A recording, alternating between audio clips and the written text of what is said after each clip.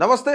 ఈరోజు మనం ఒక ఇంట్రెస్టింగ్ టాపిక్ మాట్లాడుకోబోతున్నాం. భారతదేశంలోని న్యాయస్థానాల్లో కొన్ని కోట్ల కేసులు పెండింగ్ లో ఉన్నాయి. భారతదేశంలోని న్యాయ వ్యవస్థ అపారమైన కేసుల పెండింగ్ తో సతమతం అవుతుందంటే ఎవరైనా నమ్ముతారా? ఇది నమ్మశక్యం కాదు. సకాలంలో న్యాయం అందించడం అనేది న్యాయ వ్యవస్థపై ప్రజల విశ్వాసానికి మూల స్తంభం లాంటిది. ఎందుకంటే ఆలస్యమైన న్యాయం న్యాయం కాదు అనేది వాస్తవం అనే మాట. ఎక్కువ ఆలస్యం అనేది ప్రజలను కోర్టుల వైపు వెళ్లాలంటేనే భయపడేలా చేస్తుంది. కొన్ని కోట్ల కేసులు ఇప్పటికీ పెండింగ్లోనే ఉన్నాయి. అది మనం చూస్తూనే ఉన్నాం. ఇదే విషయంపై భారత రాష్ట్రపతి ద్రౌపది ముర్ము ఒక సందర్భంలో ఏమన్నారంటే బ్లాక్ కోర్ట్ సిండ్రోమ్గా అభివర్ణించారు ఆవిడ. అసలు ఎందుకు ఆలస్యం జరుగుతుంది?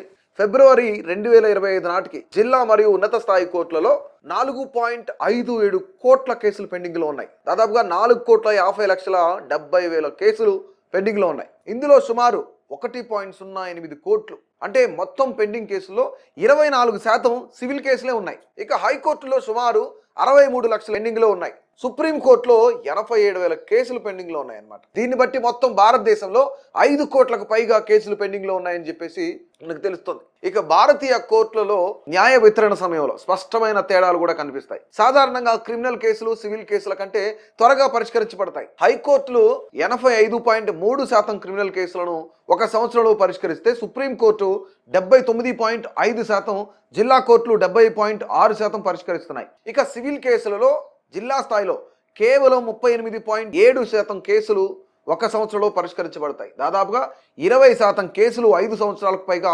సాగుతున్నాయి. అసలు నిజంగా ఇన్ని కేసులు పెండింగ్లో ఉంటే, ఇన్ని లక్షల కేసులు పెండింగ్లో ఉంటే అసలు సామాన్యుడు కోర్టు వైపు వెళ్ళే ఆలోచన ఉంటుందా? ఎవరికైనా న్యాయస్థానాలపై ఒక సరైన నమ్మకం అవకాశం కనిపిస్తుంది అసలు? అంటే ప్రతి ఒక్కళ్ళు కూడా ఈ కేసు త్వరగా క్లోజ్ అవ్వాలి, ఈ కేసు ఇంతటితో కట్ అవ్వాలి, సో మళ్ళీ మనం వాయిదాలకి జనరల్గా మనం చెప్పుకోవాలంటే మళ్ళీ వాయిదాకి వెళ్ళాల్సిన అవసరం లేదు.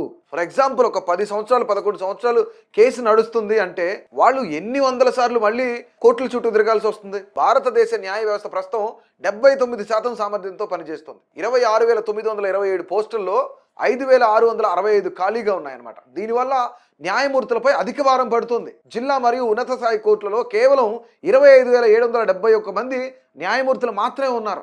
ఈ సంఖ్య ప్రతి 10 లక్షల జనాభాకు సగటును చూస్తే 18 మంది న్యాయమూర్తులు మాత్రమే ఉన్నారు. అంటే 1987 లా కమిషన్ సిఫార్సు చేసిన 50 మంది న్యాయమూర్తుల కంటే ఇది చాలా చాలా తక్కువ. అనేక జిల్లా కోర్టులో కోర్టు గదులు సరిపడలేవు. ఇక్కడ పనిచేసే సిబ్బంది ఎవరైతే ఉన్నారో వాళ్ళంతా కూడా సరిపడలేరు. వారికి అత్యవసరమైన డిజిటల్ సాధనాలు, మౌలిక సదుపాయాలు కూడా లేవు. ఉత్తరప్రదేశ్లో 2022 మే నాటి 10.19 మిలియన్ కేసులు, బీహార్లో 3.39 మిలియన్ కేసులు పెండింగ్ లో ఉన్నాయి. కానీ జిల్లాకు కేవలం 2 కోర్టు కాంప్లెక్స్లు మాత్రమే పనిచేస్తున్నాయి. దీన్ని బట్టి పరిస్థితి ఎంత దారుణంగా ఉందో అర్థం చేసుకోవచ్చు. కోర్టులో కేసుల ఆలస్యం అనేది న్యాయ వ్యవస్థపై విశ్వాసాన్ని తగ్గిస్తుంది. వ్యవస్థ సమర్థతపై నమ్మకాన్ని కోల్పోయేలా చేస్తుంది. World justice project rule of law index 2023లో 142 దేశాల ర్యాంకింగ్ లో భారత్ 111వ స్థానంలో ఉందంటే న్యాయ వ్యవస్థ పనితీరు ఎలా ఉందో ప్రత్యేకంగా చెప్పాల్సిన పని లేదు. కోర్టులో కేసుల ఆలస్యం అనేది భారతదేశ జీడిపిలో 2% కంటే ఎక్కువ నష్టాన్ని కూడా కలిగిస్తుంది. వాణిజ్య వివాదాలు, ఆలస్యమయ్యే ఒప్పందాలు, పెట్టుబడిదారుల విశ్వాసం తగ్గడం వల్ల ఈ నష్టం జరుగుతుంది. కేసులు ఎక్కువ కాలం పెండింగ్ లో ఉండటం అనేది సమస్యల్ని మరింత పెంచుతుంది. ఎందుకంటే వెనుకబడిన కులాలు, వర్గాలు, మహిళల దగ్గర కేసుల్ని ఎక్కువ కాలం ఎదుర్కొనేంత డబ్బు ఉండదు. సివిల్ కేసులు నేరుగా అండర్ ట్రయల్ డిటెన్షన్ కు దోహదం చేయవు, కానీ మొత్తం న్యాయ వ్యవస్థపై ఒత్తిడిని పెంచుతాయి. దీనివల్ల క్రిమినల్ కేసుల పరిష్కారం కూడా ఆలస్యం అవుతుంది. దీనికి అసలు పరిష్కారాలు ఏంటి అనేది మనం చూస్తే మొట్టమొదటిగా చేయాల్సింది కోర్టులో ఉన్న ఖాళీలను త్వరితగతిన పూర్తి చేయాలి. ఇక్కడ వీటిని ఎక్కడైతే ఖాళీలు ఉన్నాయో వీటన్నిటిని కూడా వీలున్నంత త్వరగా భర్తీ చేయాలి. 2030 నాటికి ప్రతి 10 లక్షల జనాభాకు 50 మంది న్యాయమూర్తులు ఉండేలా చర్యలు కూడా తీసుకోవాలి. ఉత్తరప్రదేశ్, బీహార్ వంటి రాష్ట్రాల్లో కోర్టు కాంప్లెక్స్ల సంఖ్యను కూడా పెంచాలి. అందుకు అనుగుణంగా బడ్జెట్ను పెంచాలి. సివిల్ కేసుల పరిష్కారానికి నిర్దిష్టమైన సమయాన్ని ఫిక్స్ చేయబడటంతో పాటు వాయిదాలపై కఠినమైన ఆంక్షలు విధించాలి. ఎందుకంటే ఇక్కడ వాయిదాకు రాకపోతే మళ్ళీ నెక్స్ట్ వాయిదాకు వస్తారు, మళ్ళీ ఆ వాయిదాకు కూడా కంపల్సరీగా వాళ్ళు మళ్ళీ వాయిదాలు వేస్తూనే ఉంటారు. అంటే సగం వీళ్ళ వల్లనే ఈ యొక్క వాయిదాలు అనేవి ప్రొలాంగ్ అవుతూ పోతున్నాయి. కానీ దీంట్లో కొన్ని కఠినమైన ఆంక్షలు అనేవి ఖచ్చితంగా విధించాలి.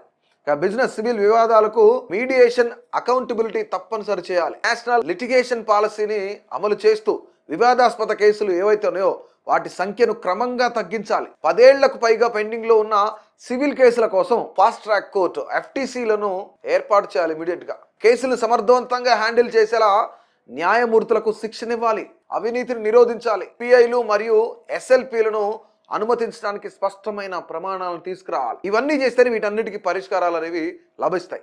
వీటితో పాటుగా న్యాయమూర్తుల కొరత లేకుండా చూడటం, మౌలిక సదుపాయాల కల్పన, ఖచ్చితమైన విధానాలు, సమయ పరిమితులు అమలు చేయడం, అసోసియేషన్ ఫర్ డెమోక్రాటిక్ రిఫార్మ్స్ను ప్రోత్సహించడం వంటివి చేస్తే కోట్లాది మంది ప్రజల్లో న్యాయ వ్యవస్థ పైన నమ్మకం కలుగుతుంది. ఆ నమ్మకాన్ని కలిగించగలుగుతాం, విశ్వాసాన్ని కూడా పెంచవచ్చు. అలాంటి మార్పుల దిశగా ప్రభుత్వాలు అడుగులు వేయాలని మనందరం కూడా ఆశిద్దాం.